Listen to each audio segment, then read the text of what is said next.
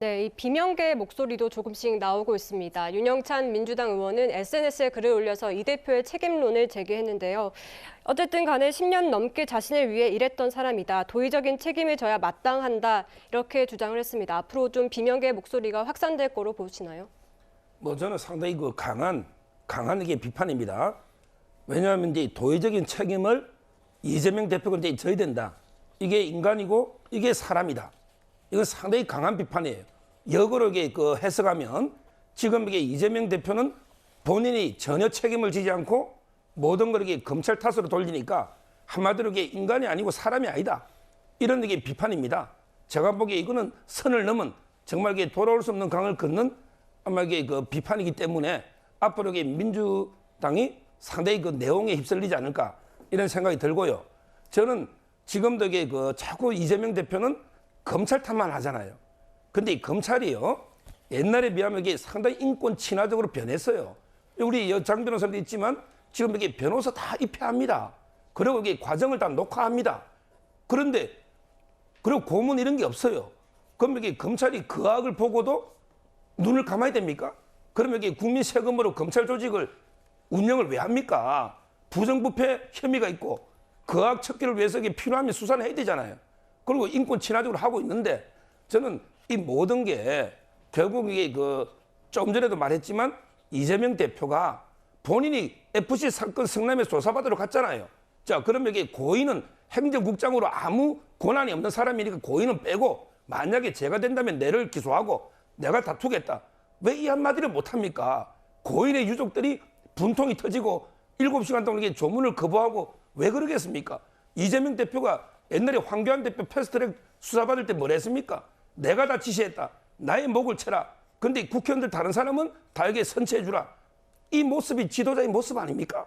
어떻게 본인은 비굴하게 나는 아무것도 모르고 아무것도 아닌 것처럼 빠지고 전부에게 책임을 떠넘겨버리는 이게 저는 유족들이 분통 터지는 모습이 아닌가 이래 보입니다. 네, 친 이재명계의 자장으로 불리는 정성호 더불어민주당 의원이 SNS에 이런 글을 올렸습니다. 명복을 빈다. 그리고 얼마나 억울하고 힘드셨겠습니까? 라면서 우리 모두 성찰해야 합니다라고 얘기했는데 소장님, 네. 우리 모두라는 것은 당내에 던지는 그런 메시지라고 볼 수 있을까요? 어떤 뜻인가요? 저는 그 뜻이 분명하다고 봅니다. 그러니까 저렇게 선택을 할 때에는 굉장한 고립감과 이런 것들이 있었을 거 아니에요. 그러니까 그분에 대한 어떤 미안함 이런 것들이 당 차원에서 많이 도와주지 못했던 그런 아쉬움이 거기에 있다라고 보는 것인데 저는 비명계가 지금 이런 식의 어떤 극단적인 표현을 하는 거는 조금 무리한 것이다. 왜냐하면 지금 윤영찬 의원 같은 경우도 이런 표현을 할 때에는 사실상 모든 책임을 지금 이재명 대표에게 물리고 있는 거거든요. 그런데 그러면 동시에 검찰의 책임은 지적을 했는지 이런 걸 보면 결과적으로는 이재명 대표에게 이런 책임을 묻는 것이 정치적인 어떤 흔들기의 어떤 성격이 강한 거 아니냐라는 생각을 지울 수가 없어요. 지금 검찰은 이재명 대표에게만 300회에 가까운 그런 압수수색을 했습니다. 1년 넘는 수사가 이어지고 있어요. 그리고 주변부가 다 수사에 지금 대상이 되는 상황인데 이런 것들에 대해서는 그냥 그것이 당연한 것인가. 이게 검찰이 수사를 하는 것 자체가 범죄인화되는 이런 장면들이 반복적으로 나오는데 여기에 대한 지적은 왜 없는 것인가라고 생각한다면 당내에서 어느 정도 이 윤 의원의 어떤 주장이 공감 얻기 좀 쉽지 않다 이렇게 생각합니다. 네, 지금 검찰이 성남FC 의혹과 관련해서 좀 이 대표의 기소를 앞두고 있다 이런 관측들이 나오고 있는데요. 네. 지금 어쨌든 전 씨의 죽음으로 중요한 증인을 검찰로서는 잃게 된 셈입니다. 앞으로 재판을 통해서 이 관련된 것을 입증하려는 전략도 좀 수정이 불가피해 보이는데 어떻게 보십니까? 네.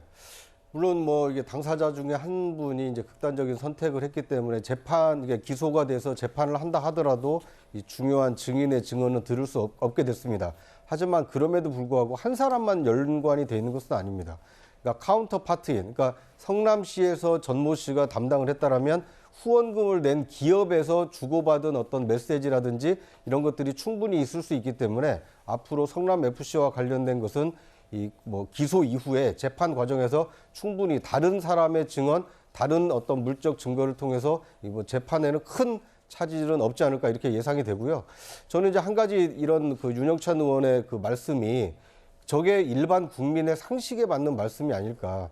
그러니까 이재명 대표 개인에게 모든 책임을 지라고 요구하는 것은 아니지 않습니까? 어쨌든 정치적인 책임을 모면하기 위해서 노력은 하되 한 사람의 죽음 앞에 도의적인 책임을 어떻게 질 것인가, 이거에 대한 따뜻한 위로 한마디가 그렇게 어려운 것일까요?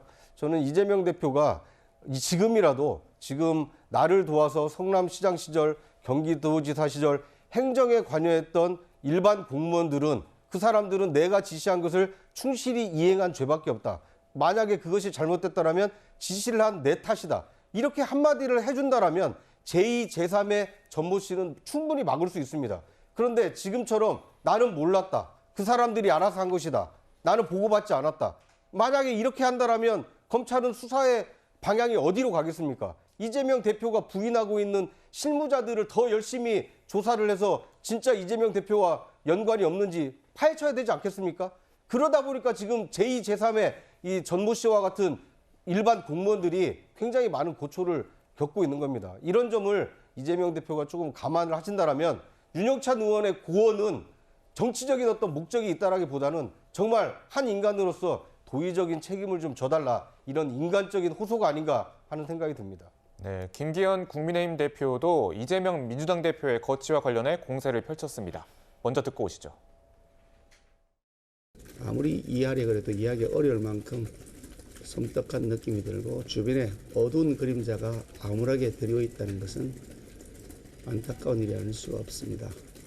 민주당 대표로서 과연 직무를 수행하는 것이 적합한지에 대한 많은 심사숙고가 필요하지 않겠나 생각합니다. 네, 어떻게 보면 여야 협치를 키를 쥔 여야 대표끼리 이렇게 대립하고 있는 상황입니다. 이제 이재명 대표의 사퇴를 고민해야 될 것이다라고 얘기했는데 어떻게 들으셨는지요? 뭐 주위에 이제 그 5분이 극단적인 선택을 했지만, 그리고 이제 유동규 씨나 김만배 씨까지 포함하면 지금 이제 그 7분 정도 됩니다. 근데 과거에 완전히 권위주의 독재 시대 검찰이 그럴 때도 이게 특정인과 관련해서 이렇게 많은 분이 이런 이제 그 극단적인 선택을 한 이런 예는 제 기억에 없어요. 과거에 진짜 이게 검찰 독재 권위주의 이 시절에도 이렇게 특정인과 관련한 특정 사건에서 많은 분이 극단적인 선택을 한 이런 예는 없습니다. 따라서 저는 앞으로 이게 그 추가 희생을 막기 위해서는 두 가지가 필요하다 봐요. 하나는 이제 그 정치적으로 이재명 대표 이제 그 좀 내려놓으십시오. 지금 이 고인의 유서뿐 아니라 일반 국민들도 많은 분들이 다 그런 요구를 하는 분이 많지 않습니까? 본인의 어떤 정치적 미련, 욕심 때문에 지금도 이게 붙잡고 방탄을 계속 하고 있잖아요.